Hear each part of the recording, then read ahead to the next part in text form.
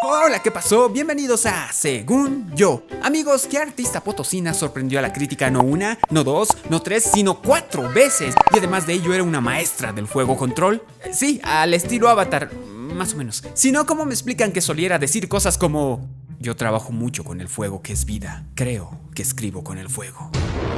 ¡Claro que sí! Nos referimos a la única, a la inigualable, a la increíble, a la ingeniosa, a la pionera Inés Córdoba. Según yo, fue una pintora, ceramista y orfebre potosina nacida el 15 de diciembre de 1927. Su padre fue Avelino Córdoba y su madre Isabel Suárez. Inés pasó su infancia entre Potosí, Oruro y La Paz. Desde muy pequeñita era muy hábil con las manos, se hacía sus propias muñecas y disfrutaba mucho de dibujar. Ya radicada en La Paz en 1944, a la edad de 17 años, ingresa a la Escuela Nacional de Bellas Artes, donde tuvo como profesores a artistas como Cecilio Guzmán de Rojas, que obviamente lo conocen, y a Jorge de la Reza, que obviamente también lo... Ah, sí, claro, no sabes quién fue Jorge de la Reza, ¿cierto? No te preocupes, papu, para que tus referencias pictóricas sean mucho más amplias y tengas de qué hablar en una noche de bohemia, aquí está nuestro flash cultural. Jorge de la Reza fue un pintor cochabambino nacido en 1901, realizó estudios en la Escuela de Artes y Ciencias de la Universidad de Yale y luego entre 1927 y 1929 en el Real Instituto de Bellas Artes de Florencia, Italia, donde se especializa en el manejo de la témpera. De regreso a Bolivia realiza sus primeras exposiciones. Luego, al iniciar la Guerra del Chaco, Jorge de la Reza fue de los artistas que asistieron al conflicto bélico. De aquella experiencia vivida en el campo de batalla, tiene varios dibujos que nos permiten apreciar la guerra con el Paraguay desde su mirada. En 1937 fue docente de pintura y director de la Academia de Bellas Artes Hernando Siles. En 1939 gana el primer premio de acuarela de la Universidad de Chile. En 1944, gracias al British Council, consigue una beca para formarse como restaurador y museógrafo. En 1946 fue director general de Cultura. En la obra de Jorge de la Reza destaca, al igual que en Guzmán de Rojas, el indigenismo, pero no solo se dedica a la pintura. Su creatividad lo llevó a explorar otros lenguajes como la ilustración, el diseño gráfico y hasta el cómic. De este último hay que recalcar la creación de su personaje Satuco. Jorge de la Reza fallece en Perú en 1958. Y ese fue nuestro flash cultural. Fue justamente Jorge de la Reza quien años después, viendo el talento de Inés, la motivó para que realizara su primera exposición individual en 1947. En ella, algunas de sus primeras obras capturaban con óleos y acuarelas paisajes de La Paz y los cerros y calles de su natal Potosí. Luego, en 1950, ella solita, llevaría su obra por Oruro, Potosí, Cochabamba y Sucre.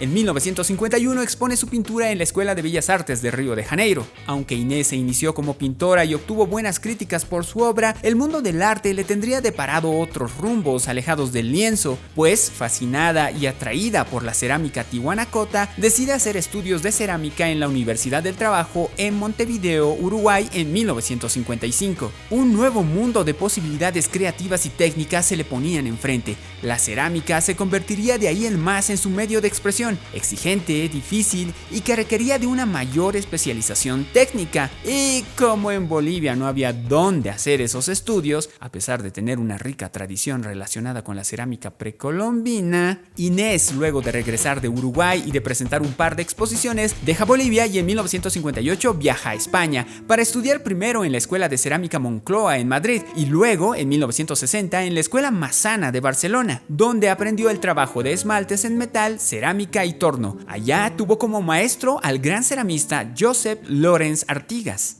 Luego de un par de pequeñas exposiciones en España, realiza prácticas en el Royal College of Art de Londres y participa en talleres de cerámica en Alemania, París, Suiza, Bélgica y Holanda. En 1962 regresa a Bolivia y con toda la capacitación obtenida en Europa, sumado a ello su fina sensibilidad creativa, empieza a consolidarse como una importante ceramista, pionera en este sentido, pues fue la primera en ver al trabajo con cerámica como una propuesta legítimamente artística y no meramente funcional.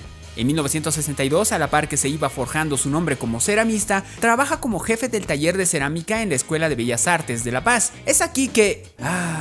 el amor. Se encuentra y entabla una relación con Gili Maná, quien por aquellos años se encontraba trabajando como profesor de pintura en la misma escuela. Luego, en 1964, el amor. La pareja de artistas se casa. Por supuesto, pasaría poco tiempo para que Inés y Gil combinen sus superpoderes artísticos y realicen obras juntos. Así nacen los primeros murales en cerámica de Bolivia: Tierra y Vida, Técnica y Espacio Marcha de los Universitarios.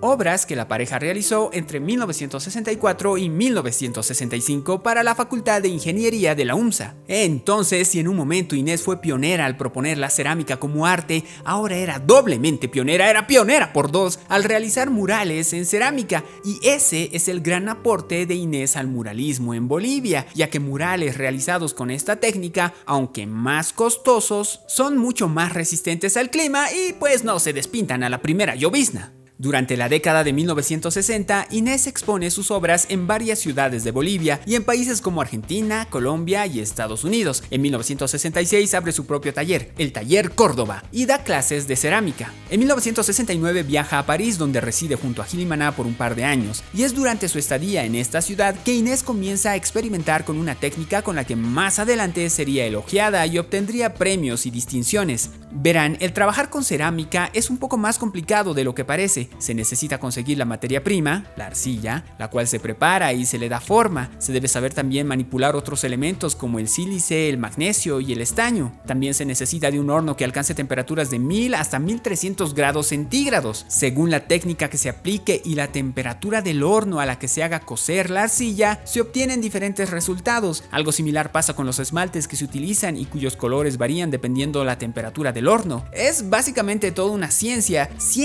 en la que Inés era muy profesional y detallista, al punto de tener una tabla donde indicaba, según su experiencia, a qué temperatura se conseguía qué resultado. Y claro, al ser el trabajo en cerámica tan demandante en aspectos técnicos, Inés se vio en la necesidad de buscar otros medios de expresión, porque sin tener un taller de cerámica disponible, ni tampoco poder trabajar haciendo joyas, es así que descubre el collage. Pero como veremos más adelante, un collage con características únicas y muy propias. En 1973 la pareja retorna a Bolivia e Inés comienza a realizar obras en collage, pero collage empleando textiles. ¿What?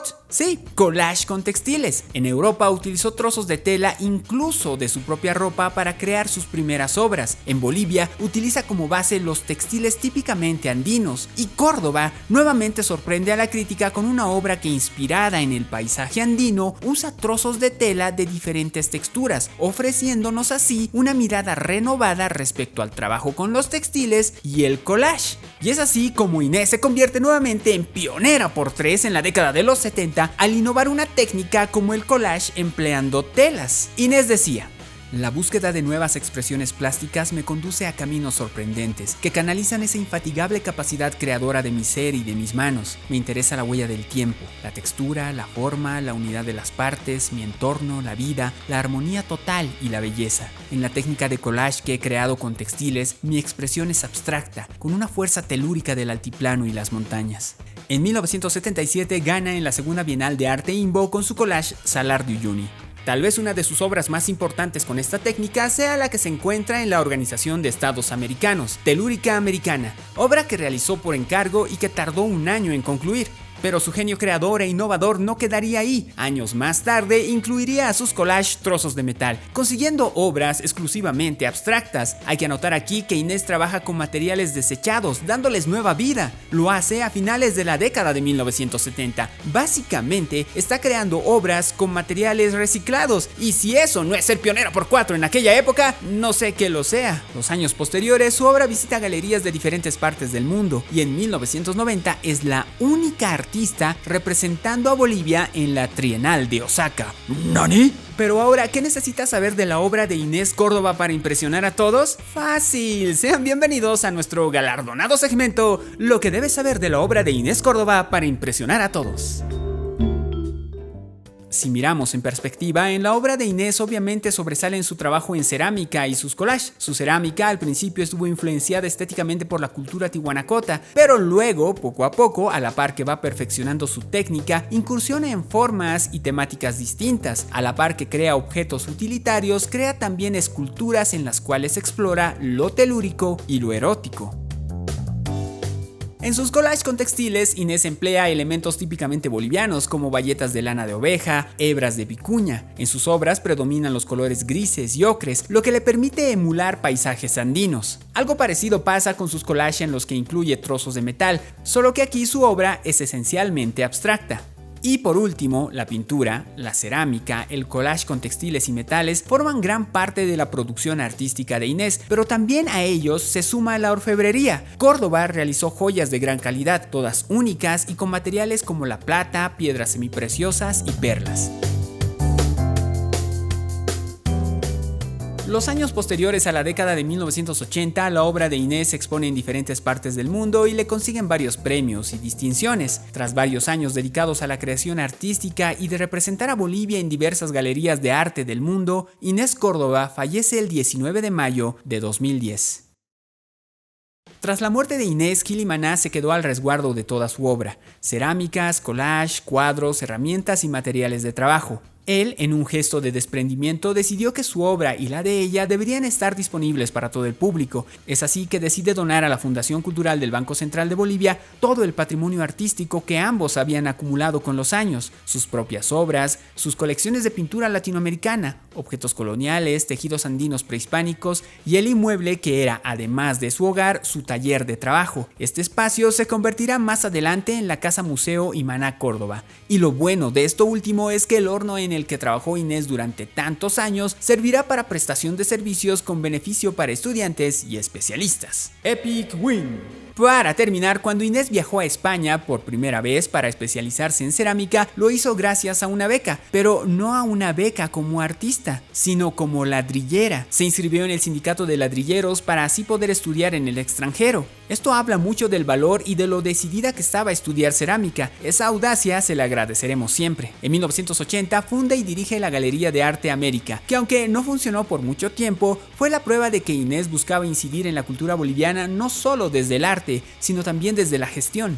El crítico de arte cubano José Gómez Sicre, fundador del Museo de Arte Latinoamericano de la OEA, consideró a Inés Córdoba como una de las ceramistas más prestigiosas de los años 60 y 70. Inés fue distinguida en numerosas ocasiones. En 1959 fue reconocida como becaria distinguida en Madrid, España. Sí, ya saben, cuando estaba estudiando en aquel país. En 1990 recibe la condecoración de la Orden de las Artes y las Letras en el grado de caballero por el gobierno de Francia. Y en 2004 recibe el premio Obra de Vida del Salón Pedro Domingo Murillo y el Premio Nacional de Cultura. Y por último, nunca, pero nunca se tomó una selfie.